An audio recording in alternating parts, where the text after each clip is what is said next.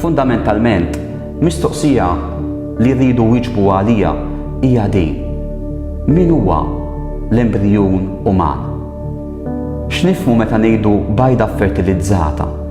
Bajda fertilizzata hija jew mhijiex bniedem?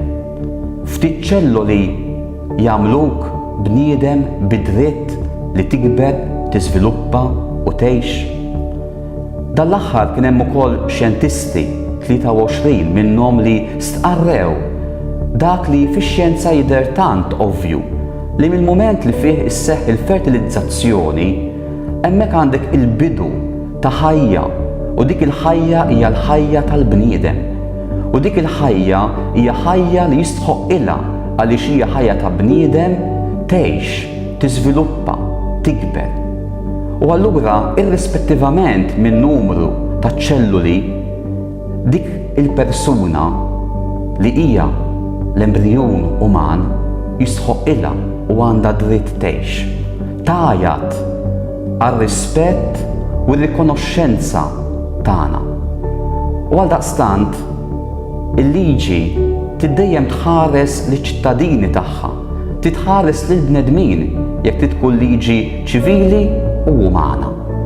U tħares lill-bnedmin kollha, speċjalment lil dawk li huma l-aktar vulnerabbli, l-aktar dgħajfa, l-aktar esposti għal periklu, l-aktar bżonjużi tal-protezzjoni tal-adulti. U ħajja vulnerabbli, dgħajfa, esposta għal periklu li teħtieġ protezzjoni hija żgur il-ħajja ta' kull bniedem, imma b'mod aktar speċjali il-ħajja tal-bniedem imnissel. Il-ħajja tal-bniedem li għadu fi stadju ta' embrijun, imma li hija dejjem il-ħajja tal-istess bniedem. Jiena u inti darba konna dik il-bajda fertilizzata, konna embrijun. U aħna l-kol żviluppajna u dak li beda mill-mument ta' tnissil tagħna, dan tgħidu x-xjenza, jibqa' sejjer u għaddej sal-mument tal-mewt tagħna.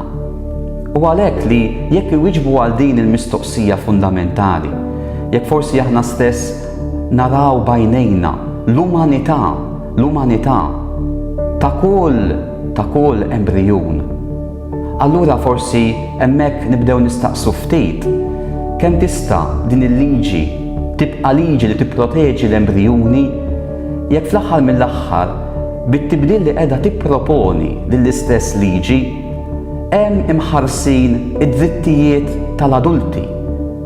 U dan bi prezz, bil-prezz li jitnislu embrijuni bid-donazzjoni anonima tal-gameti li ħajġu inċaħda milli jkunu jafu l-eruq bioloġiċi tagħhom. Jistgħu jkun hemm ukoll konsegwenzi fil-mod ta' kif jipproċessaw u jiżviluppaw l-identità tagħhom, l-għarfien tagħhom infushom. Emendi li jippruvaw ukoll akkost li jirrispettaw jew iwettqu ix-xewqat tal-adulti jippermettu li ħajja ta' bniedem tiġi imwaqfa, ifriżata. Meta dik il-ħajja jistħoqilha tiżviluppa u ma tiġix esposta għal riskju inutli jekk mhux meta hemm l-aħjar interess tagħha. Bit-tibdil propost l-ifriżar tal-embrijuni kif diġà għedna mhuwiex qiegħed hemm għal kriterju tal-aħjar interess tal-embrijun. Infatti, l-abbozz tal-liġi jaqta' dan il-kriterju li kien jeżisti fil-liġi ta' qabel, ċoe jaqta' il-kriterju li fl-aħjar interess tal-embrijun jista' jingħata l-każ li jiġi friżat. Imma issa propju sabiex min jixtieq isir ikun ġenitur, ikun jista' jilħaq il-mira tiegħu jew tagħha jew tagħhom, allura iva biex intejbu il-proċess u ntejbuh mhux b'ħafna imma bi ftit, allura lesti li sejrin nifriżaw il-ħajja ta' bniedem milli tiżviluppa. Huwa minnu li l-emendi tal-liġi jisħu li kull embrijun, anki dawk ifriżati, ser ikun imħares il-possibilità tagħhom li jiżviluppaw. Kif xfatta bliema mod b'kemm żminijiet dak kollu huwa misteru.